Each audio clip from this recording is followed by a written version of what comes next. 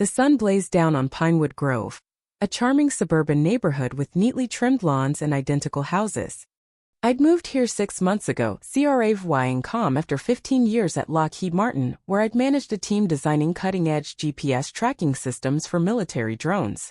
After a decade and a half of relentless deadlines and top-secret projects, I thought I was ready for a quieter life. My name's Ethan Carter, and I'd bought a modest 3-bedroom house on Maple Drive. The Homeowners Association fees seemed high at first, but the perks community pool, tennis courts, pristine shared spaces made it worthwhile. At closing, the realtor handed me a hefty binder of HOA rules, which I'd skimmed before signing. Like most new homeowners, I didn't realize how much those rules would dictate my days. It all began on a Saturday morning in July. I'd been procrastinating on mowing my lawn, focusing instead on setting up my garage workshop me haven, packed with gear I'd collected after leaving government work, oscilloscopes, soldering stations, and custom testing rigs for my side gig in private consulting. That's where I felt alive, tinkering with circuits and perfecting designs. That morning I finally dragged my new self-propelled Toro mower out, fueled it up, and was about to start when my phone rang. An old coworker needed help with a signal processing issue. I left the mower by the driveway and ducked inside for my notes, figuring I'd be back in 5 minutes. The call stretched to 45 technical chats about phase-lock loops always do. When I returned, the mower was gone. I thought I'd lost it. Had I rolled it back to the garage and blanked? A quick check proved I hadn't. Standing in my driveway, baffled, I spotted Margaret Hensley, the HOA president, watching me from her porch across the street, arms folded, a smirk on her face. Margaret, in her early 50s, had flawlessly styled blonde hair in that classic "can I speak to the manager" cut. Since I'd moved to Pinewood, she'd already nailed me with 3 violations: a bird feeder that drew undesirable wildlife, leaving my garage door open too long while unpacking, and missing the 7 p.m. trash can deadline by 10 minutes.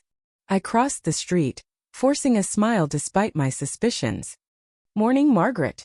I seem to have lost my mower. Seen anything?" Her smile was frigid. "Actually, Ethan, I had it removed." I blinked, sure I'd misheard. "You what?" "I had it removed," she repeated, slow and patronizing. Section 7, Paragraph 4 of the HOA covenant states no equipment or machinery can be left unattended in viable areas, including driveways. You abandoned it, so it's a violation. I stood there stunned. I was on a call for less than an hour. "Where's my mower now?" "Impounded in the HOA storage facility. You could reclaim it after paying the due law $150 removal fee and a due law $50 fine." She handed me a pre-printed ticket, violation code and all. "You're charging me due law $200 to get my own property back? That's theft." Her expression turned steely. "It's enforcement of the rules you agreed to, Mr. Carter. Maybe next time you'll follow them." She turned to leave, then added, "Oh, your grass is 4.3 inches. The limit's 3.5. Fix it within 24 hours or face more fines." She shut her door, leaving me clutching the citation, wondering how to mow without a mower. I spent the afternoon begging neighbors for a loaner. Most sympathized but feared Margaret's wrath. Finally, an old man 3 streets over lent me his rusty push mower. It took 3 sweaty hours to finish what my Toro could have done in 45. That night, nursing a beer in my garage, an idea brewed. The HOA storage shed behind the community center held my mower. I could take it back, but no, that'd escalate things. I was a law-abiding guy. Instead, I'd appeal at the next HOA meeting set for Wednesday. I paid the due law $200 to retrieve my mower, noticing a new scratch and missing gas when I got it from Ron, the sheepish maintenance guy. "Talk to Ms.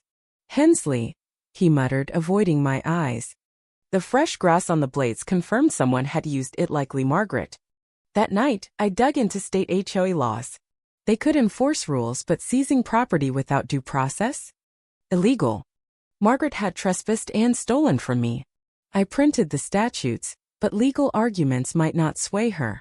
She'd run Pinewood's HOA for 7 years, stacking the board with allies ruling through fear. In my workshop, I eyed my prototype GPS tracker, matchbox-sized, 6-month battery, centimeter precise. I wired one into my mower's engine, set to log location and runtime when used, syncing to my Wi-Fi. I wasn't plotting revenge, just gathering facts. At the Wednesday meeting, 20 homeowners sat before Margaret and her 4 bored cronies. After routine business, I raised my hand during open forum. "I'd like to address the HOA's policy of impounding property," I said, standing. "Last Saturday, my mower was taken without notice. State law suggests this oversteps." I cited the statutes. Murmurs spread, others nodded. Margaret's smile vanished. "The covenants you signed allow us to enforce rules, Mr. Carter. A contract can't override state law," I shot back. "And my mower was used while impounded gas was low, blades grassy." The room buzzed. "That's a bold claim," she snapped. "Proof." I held off on mentioning the tracker. "I'll file a formal complaint if needed," a board member whispered to her. She relented. "We'll review EWR procedures." Not a win, but a start. Afterward, neighbors shared their own tales. Lisa Moreno got fined for a rose bush 2 inches too tall. Colonel Henry Brooks was cited for an oversized American flag. "She measures everything," Henry grumbled. Even fined the Petersons for wrong white Christmas lights. Margaret wasn't just strict, she was a dictator. Over 2 weeks, my tracker pinged. My mower went to her house twice when I was out, used for 30 minutes, returned before I noticed. She had a storage key and no qualms. I placed trackers on my pressure washer, garden tools, and generator. The pressure washer hit Margaret's, then Treasurer Paul Grayson's. The tools built a community herb garden she bragged about. I attended every HOA meeting, documenting shady moves, requesting financials she stalled on delivering. When I got them, red flags glared.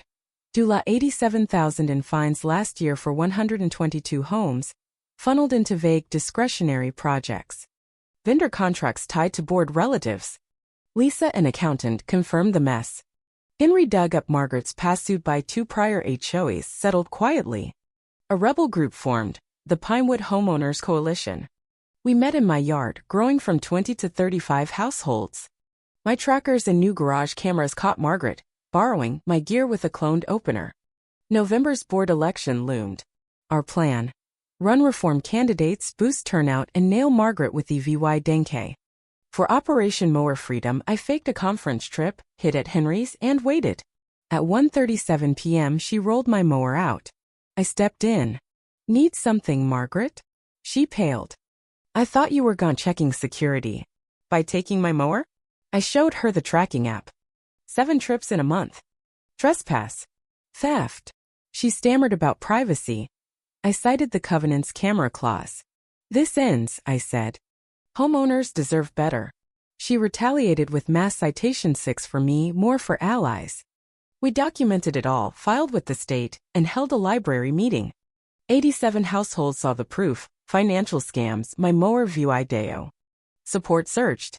Margaret shredded records. Paul, defecting, tipped us off with copies.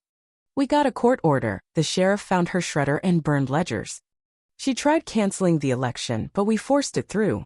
Turnout hit 117 homes. Our slate 180 fan-trammed song. Margaret fled after pleading guilty to lesser charges, paying Dula $178,500 in restitution. 5 years on, Pinewood thrives under Lisa's transparent leadership. Rules relaxed, the community center hums with life, and my mower still kicking symbolizes our fight. It's scratched and old, but I keep it. Sometimes the best tool isn't tech, but the guts to stand up.